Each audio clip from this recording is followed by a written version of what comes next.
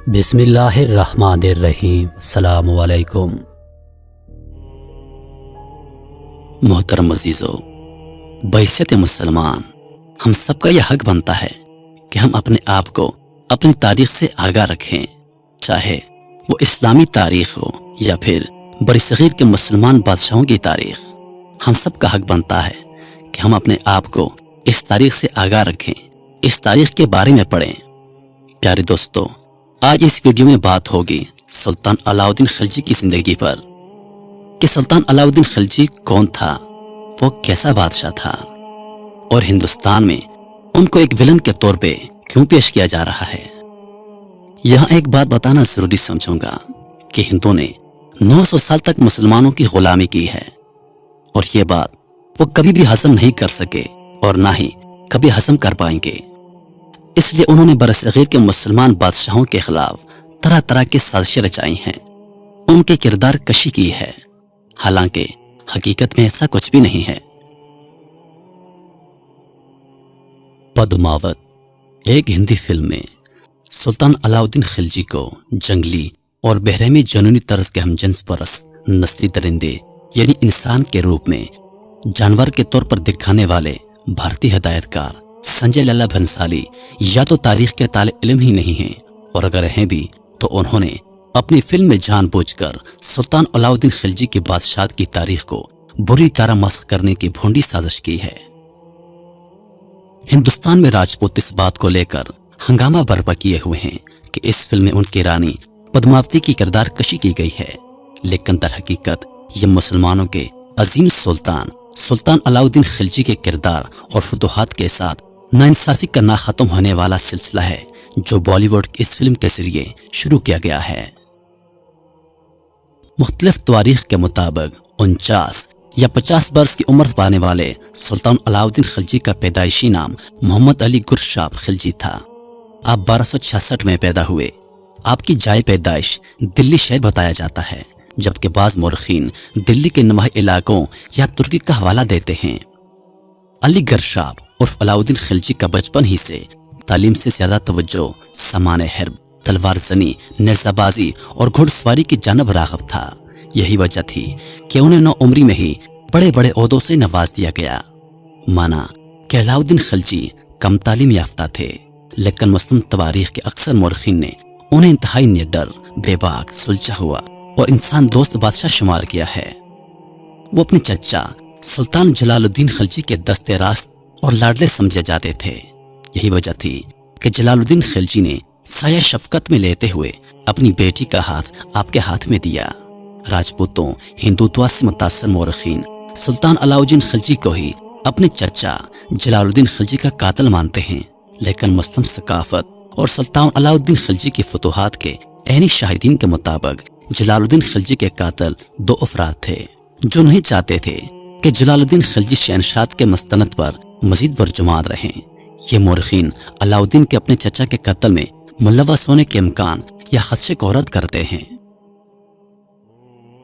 لکھنے والے لکھتے ہیں کہ سلطان علاء الدین خلجی اپنے آپ، اپنے اسلوب اور اپنے فن و ہنر میں یکتایت کی وجہ سے اپنے دور کے سکندر اعظم سے کم نہ تھے۔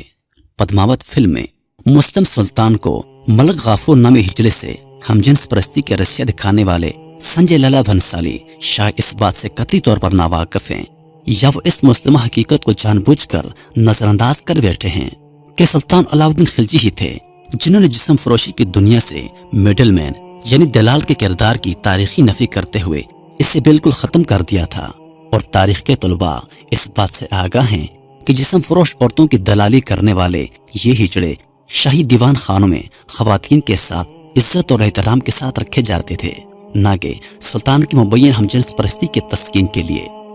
رہا سوال خلجی خاندان کے احسانات کو فراموش کر کے حد درجہ ڈھٹائی کے ساتھ مسلم تاریخ کو اتنے بڑے پیمانے پر مسخ کرنے والے ملک بھارت کا، تو بھارت آج 300 سال پیچھے ہوتا اگر سلطان علاء الدین خلجی نہ ہوتے۔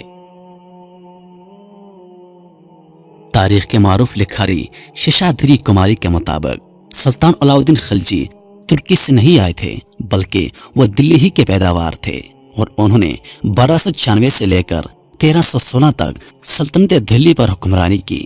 چنانچہ मुख्तलिफ सल्तनतों चदर देवगिरी, रणथंभोर, हुए साला और पांड्य पर फतूहात के बाद काबज होने की वजह से हिंदुत्व ग्रुप उन्हें मानने के बजाय विलन बनाकर पेश करने ही में आफियत समझता है। और शायद यही वजह है कि संजय लीला भंसाली ने एक गैर जानबदार हिदायतकार के बजाय खुद को हिंदुत्व का रुकन साबित करने की कोशिश की है। सच तो यह है कि हिंदुस्तान सुल्तान अलाउद्दीन खिलजी का मकरूज है। अगर सुल्तान ना होते तो मंगोल भारत को कहीं का ना छोड़ते। मंगोलों की चगताई कनियर ने हिंदुस्तान पर हमला किया तो अलाउद्दीन खिलजी के दौरे बादशाहत में कमोबेश 5 बार शिकस्त फाश से दो चार हुए। 1298 में खिलजी के ज़ेर साया अल्लू खान की क़यादत में मंगोलों के 20,000 लोग मार दिए गए और हिंदुस्तान को दुश्मन के शदीद तरीन हमले से बचा लिया गया। 1299 में सिंध में मंगोलों के हमले का मुंह तोड़ जवाब दिया गया और खिलजी के ज़ेर साया जफर खान की कमान में मंगोलों को शिकस्त फाश से दो चार होना पड़ा। बाज़ मौरखीन के मुताबिक इस मार्के की कमान खुद सुल्तान अलाउद्दीन खिलजी ने संभाली। 1303 में खिलजी की क़यादत में फौज की कमान मलक काफूर ने संभाली और हजारों मंगोलों को जहन्नम वासल किया, जबकि 1305 में सुल्तान की ज़ेर साया मलक नायक की कमान में 8,000 मंगोलों को जहन्नम रसीद करते हुए हिंदुस्तान पर काबज होने से बचाया गया। ये सुल्तान अलाउद्दीन खिलजी की दूरअंदेशी ही थी जिसके सम्राट आज भारत के अवाम खा रहे हैं। अब आपको ये बताते हैं कि मंगोल हिंदुस्तान के लिए इतना बड़ा खतरा कैसे थे। मंगोल इंतहाई ताकतवर और खूंखार जंगजू थे। रूसी हुक्मरान हो या फारसी सल्तनत, कोई उनके इताब से बच नहीं पाता था। जहां जाते अपने जुल्म सितम के किस्से छोड़ते जाते। जंग शुरू होने के बाद मंगोल उस इलाके में कुछ बाकी नहीं छोड़ते थे। कीमती सामान, टेक्नोलॉजी, कुतुब, औरतें, मर्द सबको नस्तो नाबूद कर देते थे। मंगोल कौम के वैश्यपन की वजह से उन्हें अल्लाह के अजाब के नाम से जाना जाता था। अगर अलाउद्दीन खिलजी के दौर हुकूमत में मंगोल हिंदुस्तान पर कब्जा कर जाते तो आज का हिंदुस्तान कमोबेश 200 साल पीछे होता। हिंदुस्तान की तमाम सकाफत तबाह कर दी जाती। हर लाइब्रेरी, हर मंदिर और हर स्कूल जमीन दोज कर दिया जाता।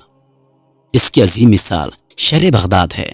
हलाकू खान ने जब बगदाद पर कब्जा किया तो पूरे के पूरे शहर को मिलियामेट कर दिया। अब्बासी दौर की तमाम लाइब्रेरियों को ऐसे बर्बाद किया कि उनका नाम निशान तक ना छोड़ा।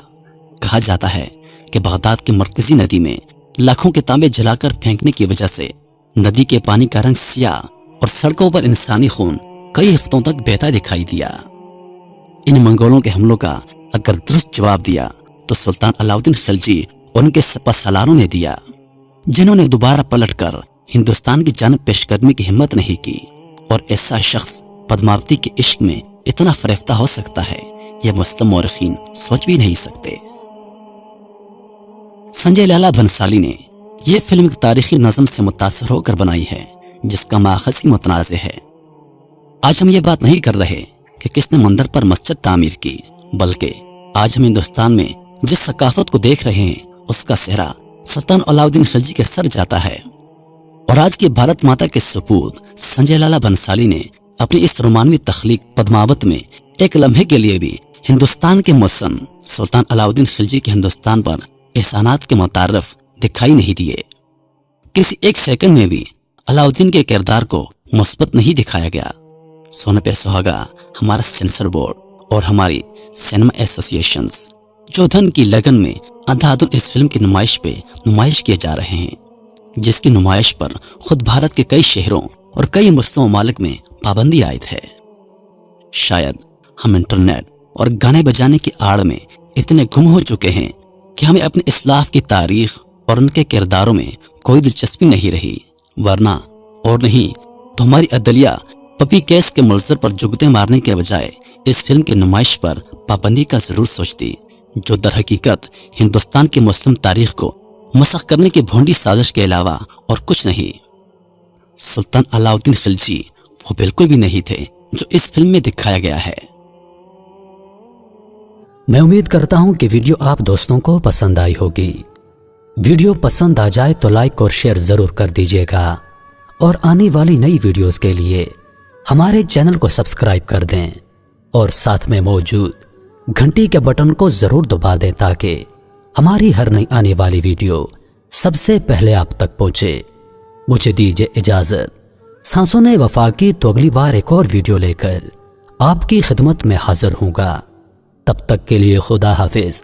اللہ پاک آپ سب کا حافظ و نگہبان۔ ہنستے رہیے اور ہمیشہ مسکراتے رہیے۔